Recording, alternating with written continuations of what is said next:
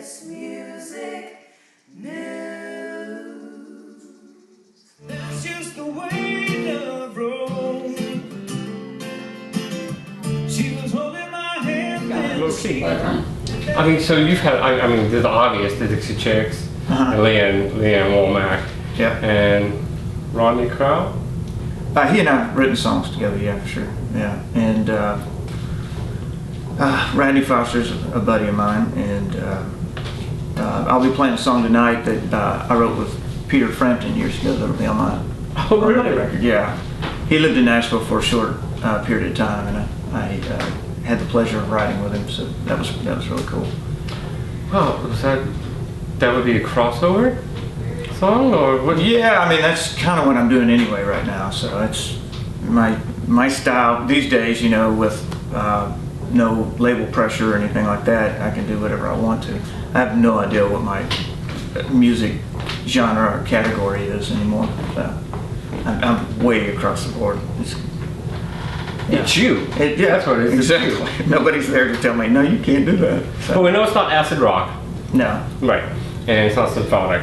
No. So, your music is your own, and you have a very unique sound, and that's really hard to get in this field. There's so many cookie cutter people, and a lot of them sound great. Yeah. You know. How do you find your own sound? You know, it's just, I grew up in a town in West Texas that had one radio station, and it played everything. It growing up, you know, so it played everything from, you know, Gatlin Brothers to Bob Seger to Jay Giles, you know, across the board. AC/DC, they played everything. Sure.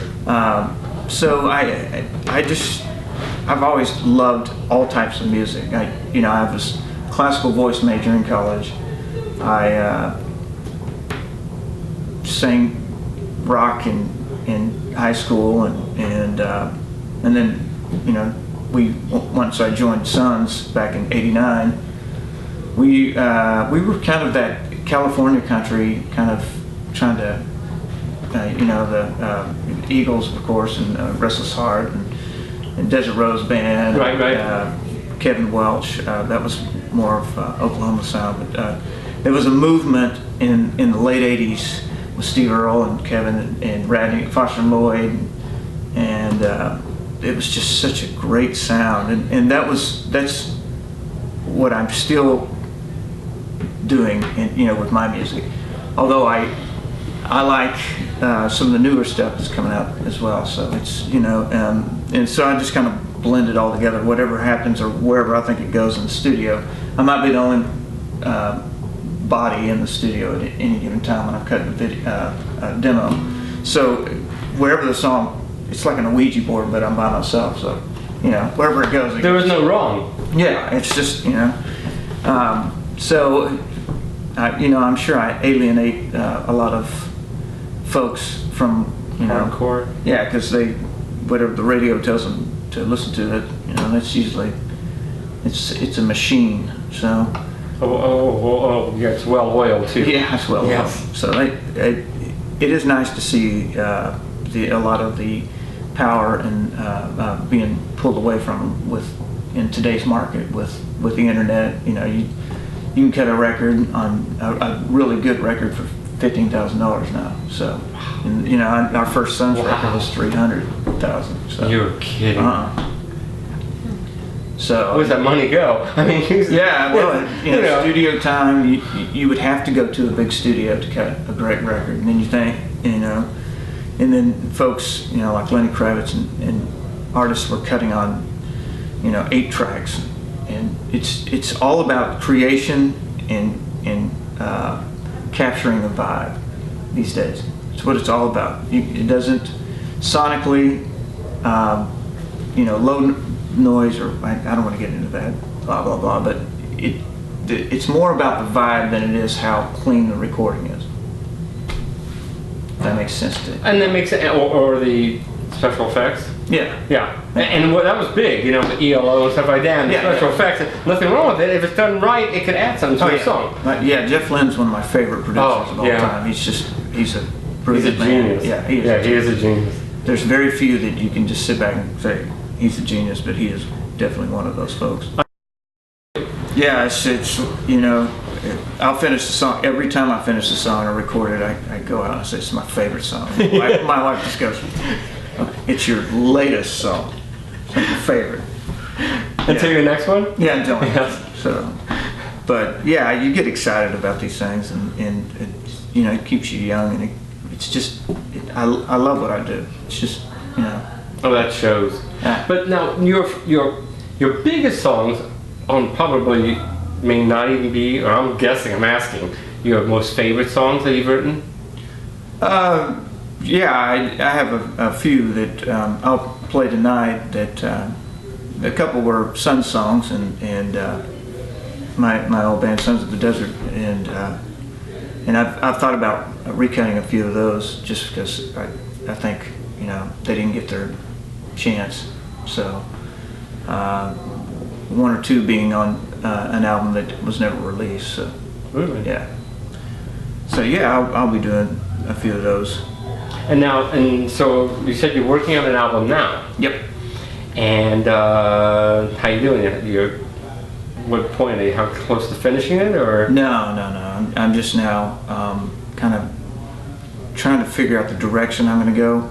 Well, you write about 100 songs, and maybe 2 of those are great a year, you know.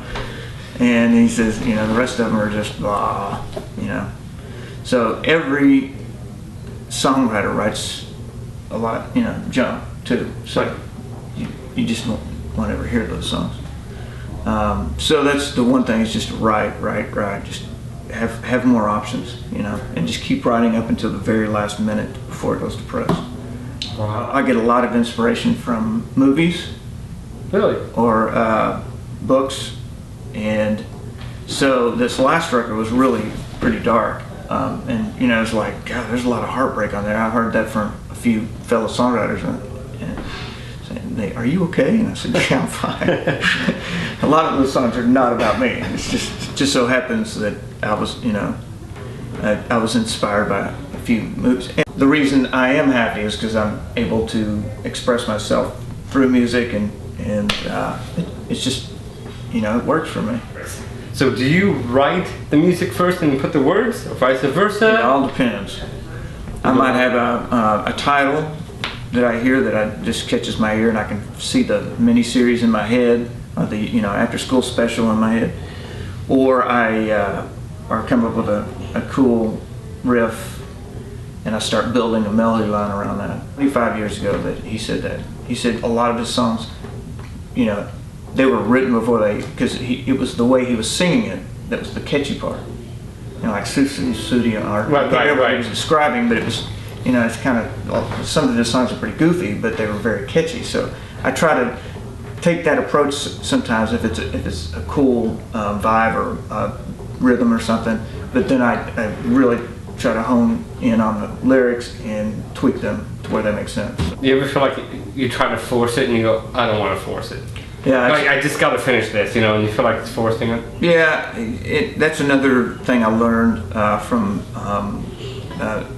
great songwriters, some very seasoned songwriters in Nashville, was that we would be so close to having something down, and it was like we almost, you know, we're kind of painting ourselves into a corner, and then they'll just drop it all, and then they'll start something else. And I thought, oh, that's weird. Okay, so you get to a point to where you're going to waste too much time trying to make this work when something else can work. So that we would just start over on that verse and just. Do you ever wake up and just like have a tone in your head? And, Oh yeah. Oh, you do? Oh, you yeah. do? Yeah, I hear one in my dreams, and then, you know, I have to make sure that it's not another song that I heard and gets stuck in my head somewhere. But yeah, Right.